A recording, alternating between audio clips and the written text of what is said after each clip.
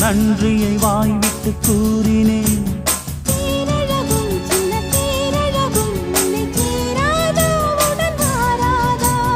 மானழகும் கெண்டை மீனழகும் கண்கள் காட்டாதா இசை கூட்டாதா?